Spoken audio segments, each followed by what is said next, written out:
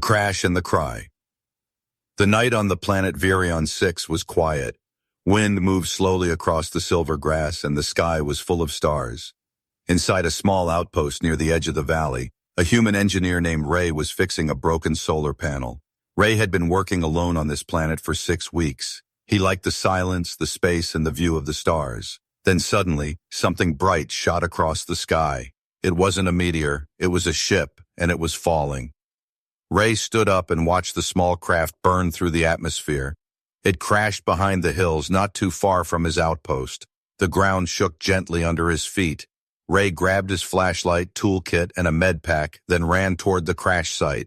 As he reached the top of the hill, he saw smoke rising in the distance. A small, alien ship was half buried in the dirt, the metal still glowing hot. The door of the ship was open. Barely, cautiously, Ray stepped closer, shining his light inside. Then he heard a voice. A small voice, full of fear.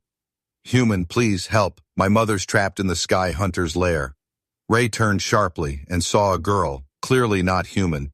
She had pale purple skin, big green eyes, and silver markings on her face. She was no older than 10, shaking, holding a strange glowing cube in her hands. Ray knelt down slowly, trying not to scare her. "It's okay," he said. "I'm not gonna hurt you." "What happened?" The girl looked up, her voice trembling. "They took her. The Sky Hunters took my mother. We tried to hide, but they found us." She looked at the cube, which pulsed gently with blue light. "This is the tracker. It can show where they went, but I don't know how to use it." Ray looked around the wreck, noticing claw marks on the side of the ship. Something had attacked them in the air. He reached out, gently touching the cube. The light grew bright. Keter, and a small hologram appeared. A strange floating structure, high above the clouds, hidden in a dark ring of storms. Ray had never seen anything like it. "Where is this place?" Betty asked. The girl pointed to the sky. "There, above the black clouds. That's where they took her." Ray stood up, scanning the sky. He had always thought the dark storm layer was just weather, but now it seemed like something was hiding inside it. He turned to the girl again. "What's your name?" he asked. "Zara," she replied, holding the cube tighter. Ray nodded. "All right, Zara. Let's get you back to my base first. You're hurt." He picked her up gently, and they began walking back toward the outpost. The night air was colder now, and something felt wrong. Too quiet. No insects, no wind, just silence. As they reached the base, Ray noticed something in the sky. Dark shapes, circling far above the clouds, moving without sound. Zara saw them too, and her eyes widened. "They're watching," she whispered. "The Sky Hunters are always watching." Inside the outpost, Ray set Zara on the med bed and treated her wounds. She had deep bruises and a cut on her forehead. Still, she was strong and didn't cry again. Instead, she told him more about the Sky Hunters. "They come from the storm clouds," she said. "No one knows where they come from. They take scientists, pilots, anyone they want. They collect them, experiment on them." Ray listened carefully, trying to understand. "Why your mother?" he asked. "She's a xenobiologist. She found something they didn't want anyone to know. She tried to run, but they followed us." Ray looked at the cube again. Its blue glow steady now. Zara touched it, and the hologram returned, this time showing red dots blinking near the floating lair. "She's still alive," Zara said. "That's her signal." Ray nodded slowly, mind racing. He had come to this planet to fix power systems, not to fight space monsters. But he couldn't ignore this. A child had come to him for help, and something out there was hunting intelligent beings like prey. Ray walked over to the weapon locker and took out his old plasma rifle, covered in dust. "All right," he said quietly. "Let's get your mother back." Just then a screech echoed from the sky, distant but sharp. The outpost lights flickered for a second. Zara's eyes filled with fear again. "They're here," she whispered. "They've found us." Ray stared out the window, heart pounding. He had a bad feeling this was only the beginning. The Sky Hunter's legend. Ray shut the steel doors of the outpost and locked every bolt. The alarm system was still flickering, but the backup lights came on, bathing the room in cold white light. Zara sat on the floor beside the glowing cube, holding it close to her chest like a beating heart. Outside, the wind howled differently now, not like weather, but like whispers. Something was circling above, something massive and unseen. Ray picked up the plasma rifle, then checked the monitors, but the radar showed nothing, just static. Zara looked up at him, her voice low, almost broken. They erase themselves from machines. They don't exist on sensors. That's how they hunt. Ray knelt beside her. You said they took your mother because of what she found. What did she discover?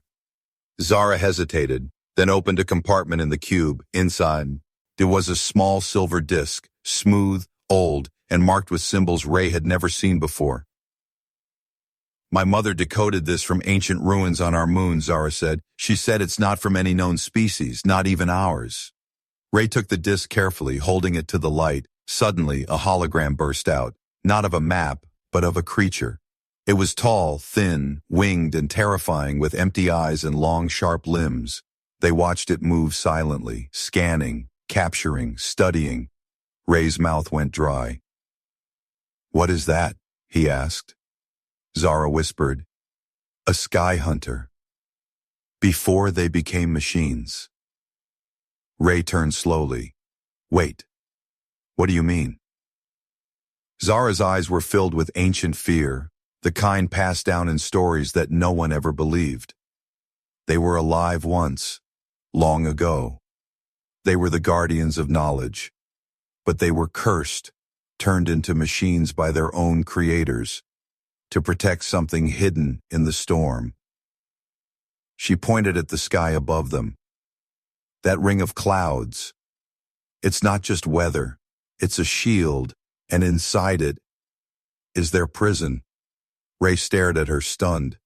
So they're not hunting for food or war, they're guarding a secret. Zara nodded. But over time they changed. The machines evolved. Their purpose twisted. Now they hunt anything that learns too much. Ray paced across the room, thoughts racing. If your mother found something they were trying to protect, then she's the key. And now they want to erase her. Zara stood up slowly, her hands trembling but her eyes sharp. I won't let them, she said. I came here for a reason. I chose to crash here because I heard humans are different, that you don't run from monsters. Ray looked at her for a long moment, then smiled faintly. You chose right. Suddenly the cube flashed red, pulsing faster and louder. On the screen, a new signal appeared. It was her mother's ID tag, blinking, then fading. Then Blinn, oh, King again. She's alive, Zara gasped. But something's interfering with the signal. Ray opened a hidden panel on the wall, revealing a dusty emergency flight map. He hadn't flown in years, but he still remembered the air corridors. There's a route through the canyon that leads up into the upper clouds, he said, pointing to a tight loop of terrain. It's dangerous, but it'll get us inside the storm ring. Zara looked out the window at the clouds now boiling in the sky like black waves. You won't come back if we go, she said quietly. Ray loaded a new battery into the plasma rifle, then looked her in the eye. Then we'll just have to make sure we don't fail. Just then, a metallic screech echoed across the valley, louder and closer. The outpost's power went out, completely. Only the cube was glowing now, casting a blue light over their faces. From the dark corner of the room came a sound, dripping.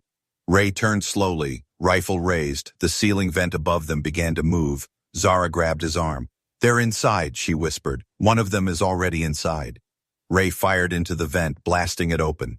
Something dropped from above, thin, fast, with claws like blades, but vanished the moment it hit the floor. Just gone. Only the scratch marks remained, smoking. Ray grabbed the cube, stuffed it in his pack, and took Zara's hand.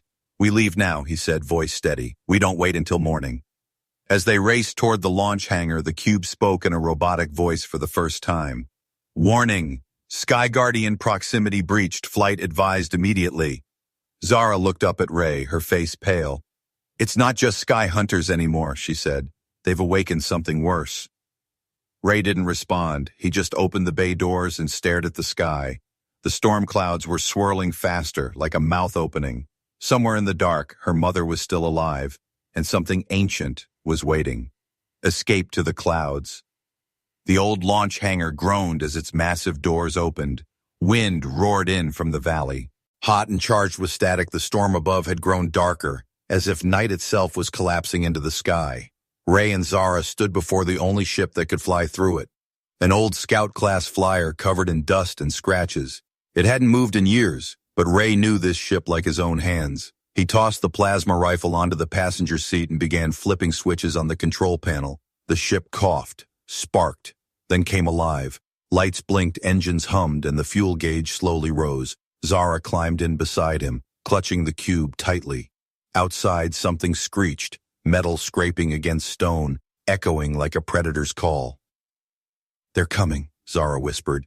"They know we're leaving." Ray didn't answer. He was focused. The ship lifted off the ground, hovering for a moment, then tilted forward toward the mountains. "Strap in," he said, pulling the flight lever. "It's going to be a rough ride." The flyer burst from the hangar, engines screaming, leaving the base behind as shadows darted across the hills. Below them, a sky hunter rose into view, just for a second, a long skeletal shape with wings of shadow and eyes that glowed like dying stars. It dove toward the ship, but Ray flipped the flyer sideways and dropped altitude, dodging it by inches. Zara screamed, gripping the seat. "That wasn't a scout, that was a Reaper!" Ray clenched his jaw. "You know their names?" Zara nodded. "My mother studied them before they took her. The Reapers come when a target gets too close to the Lair." Ray pushed the throttle. "Then let's give them a reason to panic." They flew low over rocky canyons, weaving between sharp cliffs and ancient towers left behind by some long-lost civilization. The cube pulsed with more urgency now, showing a red path spiraling up into the sky, straight into the storm ring. "The tunnel opens only for seconds," Zara said, eyes wide. "We have to hit it perfectly or we'll be torn apart." Ray stared at the swirling clouds above. He had flown through asteroid fields, lightning storms, and battle zones, but nothing like this. The black clouds spun like a vortex, and flashes of blue lightning cracked inside it like veins. A voice echoed through the ship, but it didn't come from the radio. It was inside their heads, cold and emotionless. "Turn back. This is not your path." Zara's eyes watered instantly, her hands shaking. "It's them," she whispered. "They can speak through fear." Ray growled. "Then let's speak through fire." He armed the ship's pulse cannons and locked onto the signal, interfering with the cube. At the edge of the storm, an invisible structure shimmered, a cloaked doorway flickering in the sky. It looked like nothing, until the ship got close. Then, for a heartbeat, it revealed itself, a massive circular gate floating in the air, made of metal and storm energy, spinning slowly. Ray aligned the ship with the gate's rotation, fingers trembling slightly. "Hold on," he muttered. "This is going to feel like dying." The ship blasted forward, engines roaring, just as the gate's vortex opened. Time seemed to bend, colors twisted, sound vanished. Zara screamed, but no sound came from her mouth. The cube exploded in light, flooding the cabin with shapes and symbols too old for any species to understand. Then, silence, complete and terrifying. The ship reappeared above the storm, inside the eye of the vortex. Everything was quiet, still, and wrong. Above them floated the Sky Hunter's lair. It wasn't a station or a city or a ship. It was a graveyard, dozens of broken crafts, shattered satellites, ancient escape pods, all pulled into a massive sphere made of stolen parts. In the center was a beating core of energy, wrapped in machine tendrils that pulsed like veins. Zara's voice trembled. "This is where they take everything. Not just people. Knowledge, weapons, secrets, all buried here." Ray flew closer, eyes scanning for a landing zone. Suddenly the cube flashed again, projecting a red dot deep inside the sphere. "It's her," Zara said. "That's my mother." Ray locked onto the signal, but then the ship shook violently. Warning lights blared, and the control panel glitched. Zara looked out the window and gasped. Something was crawling along the side of the ship, thin, metallic fingers, dozens of them, gripping, probing, looking for a way in. Ray shouted, "Hold on," and rolled the ship to the side, throwing the creature off. It didn't fall, it floated, watching them with glowing eyes, then it vanished into the dark. Ray landed the ship on a rusted platform, and the moment the engines shut down, the silence returned. No wind, no hum, no breath. Zara stepped out, clutching the cube like a lifeline. Ray followed, rifle ready, eyes sharp. Inside the lair, there were no doors, just open halls made of scrap metal and old memories. Every step echoed, but nothing replied. Zara stopped suddenly, eyes fixed on a long wall carved with markings. "These symbols," she said softly, They're from my planet, but they're also human. Ray stepped closer, heart sinking. Among the alien markings, there were letters in English, faint and scratched into the metal. They watch what we learn, and then they come. Zara looked at Ray with new fear. They've taken humans before.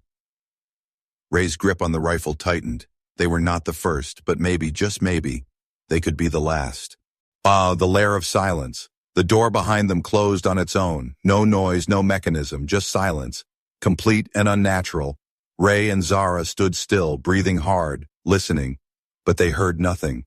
Not even their own footsteps anymore. Zara tapped the floor, then the wall. No sound came back. Not even a faint echo. It's the lair, she said quietly. It eats sound, so it can hear better.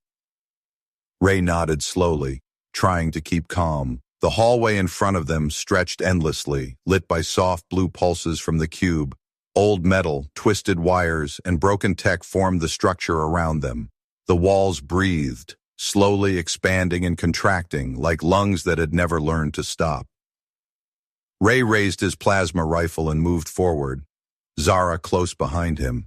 Every step felt heavier now, like the lair was pulling them deeper into itself. It wasn't just a machine, it was alive. They passed a room on the left. Inside were strange cages, round and floating. Each held a broken device, a shattered memory chip, a melted tool. Zara whispered, "They don't just take people. They steal inventions, thoughts, ideas." Ray scanned one of the cages with his wrist tablet. It showed a human signature, hundreds of years old. "Someone from Earth was here," he muttered. "Long before us." Zara looked up confused.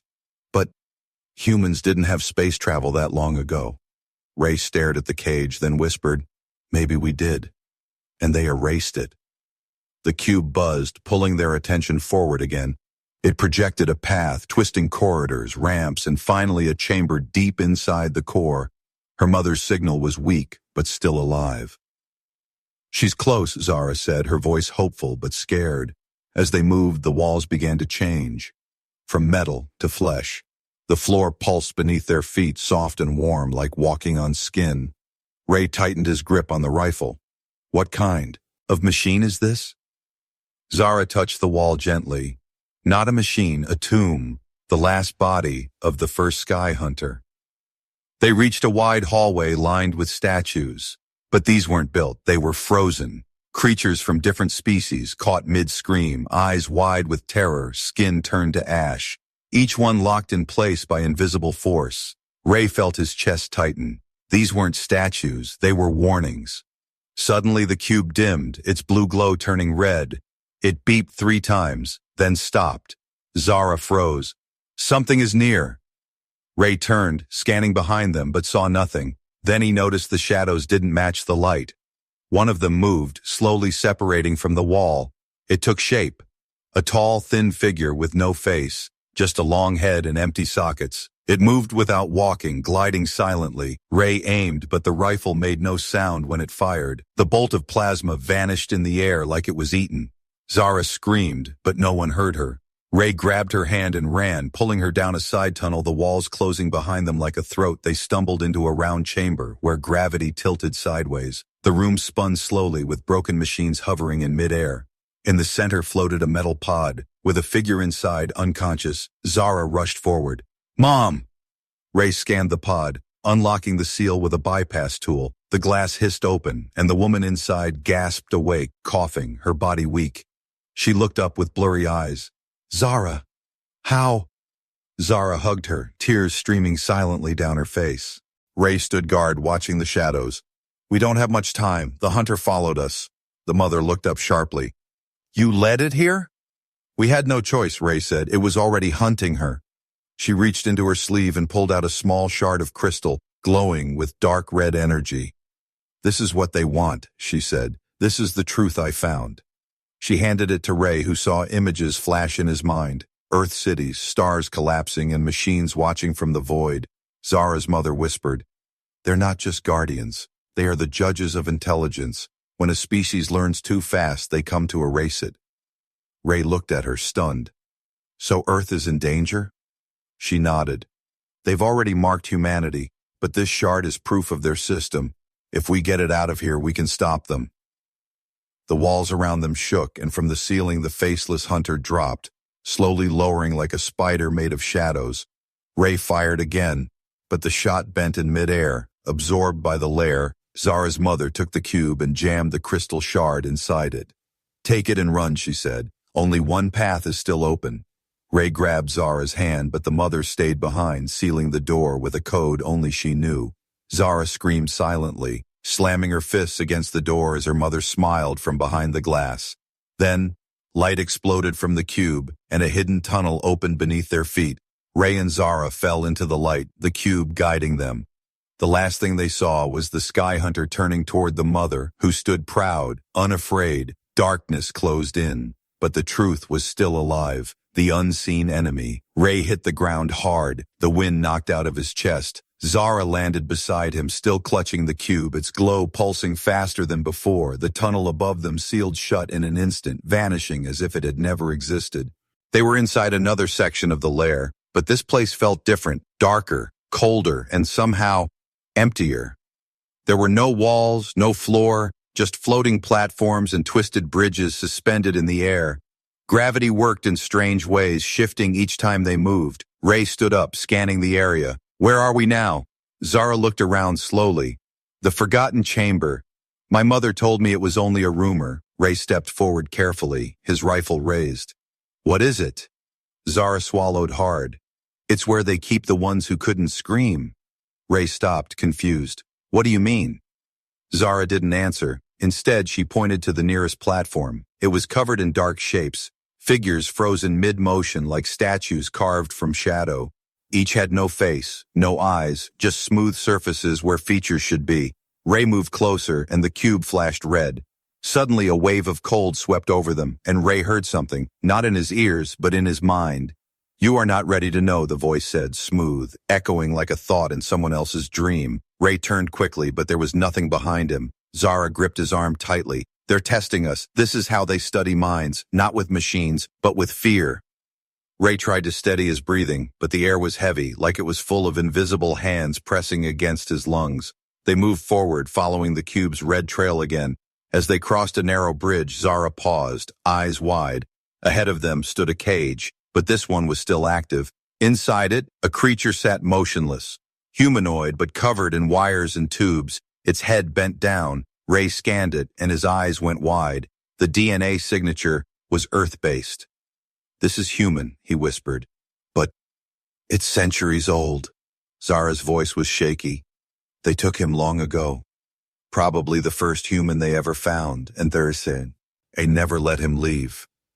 The figure raised its head slowly, and for a second, Ray saw his own face reflected in its hollow eyes. It spoke, but not with its mouth.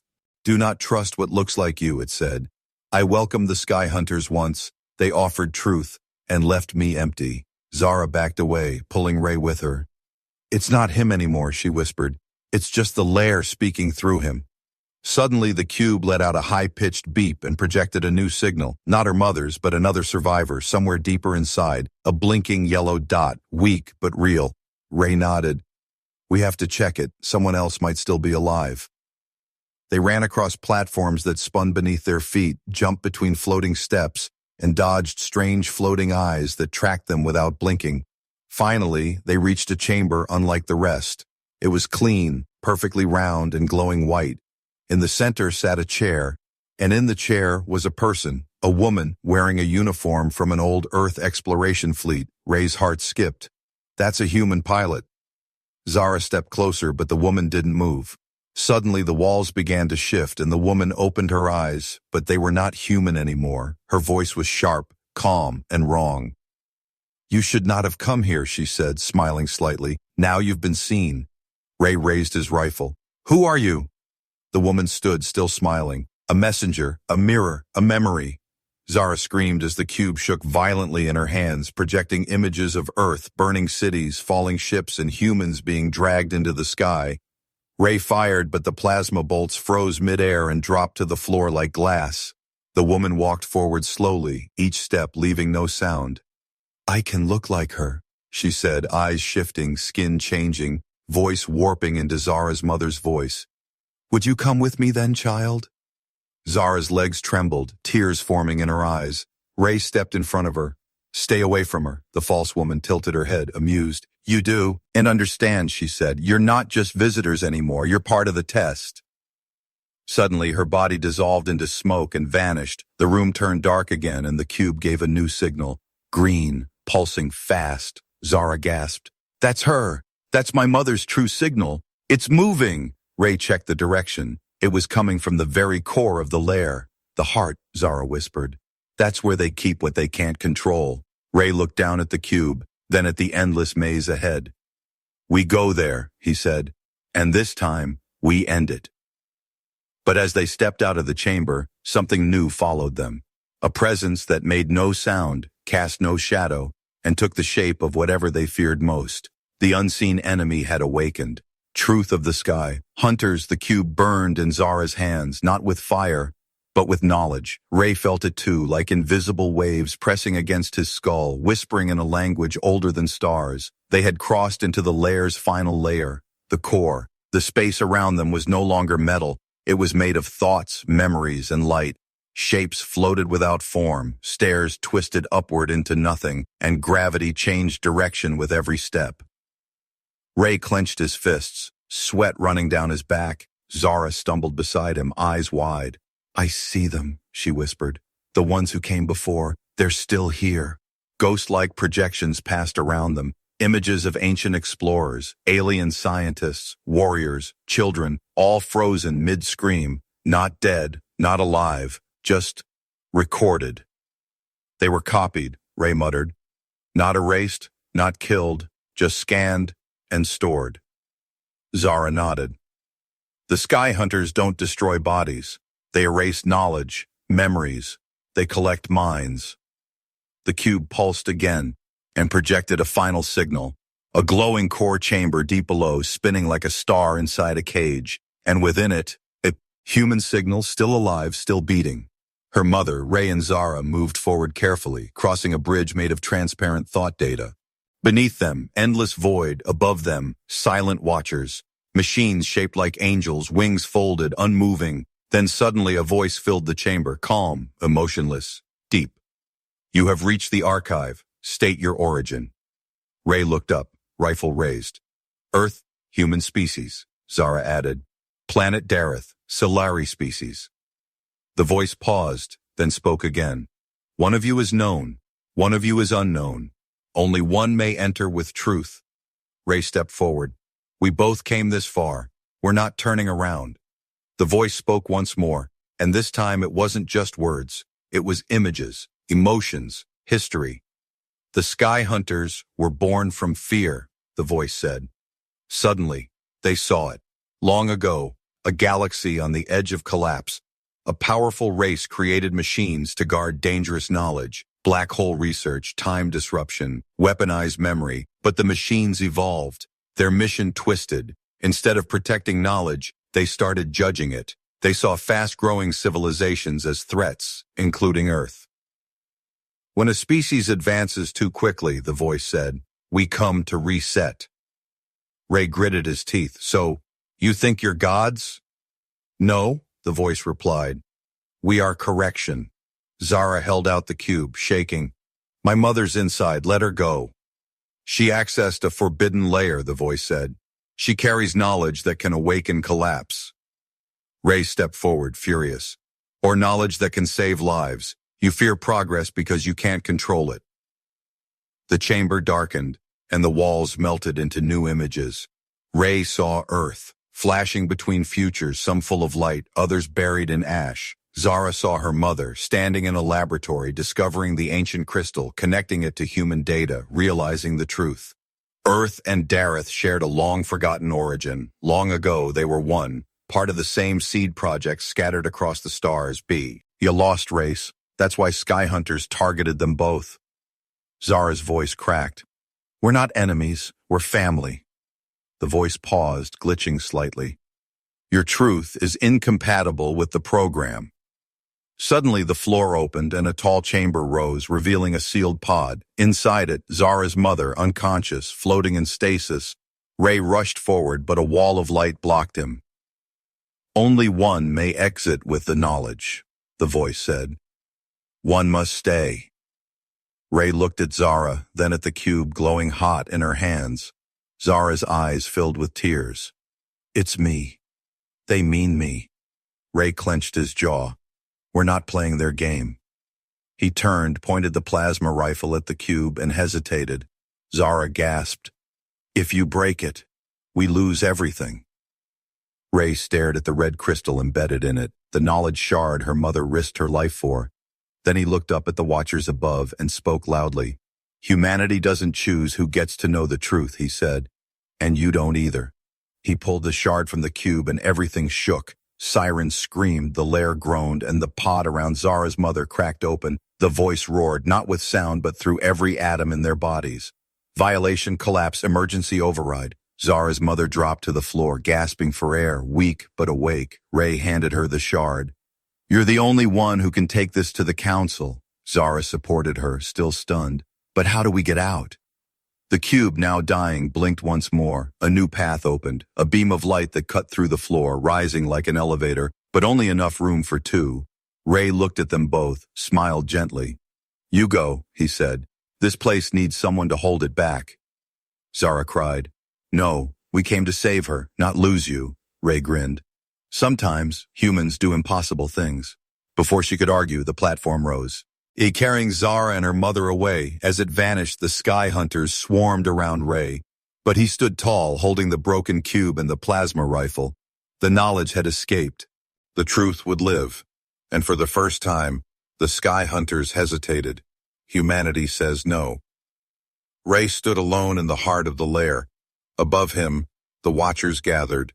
The ancient machines, shaped like angels, their wings spread wide, their eyes burning with false judgment. Below him, the chamber cracked open like a wounded star, streams of red data leaking into the air.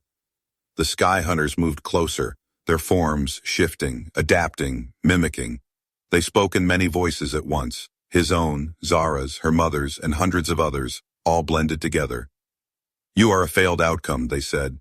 "Surrender the knowledge and your end will be painless."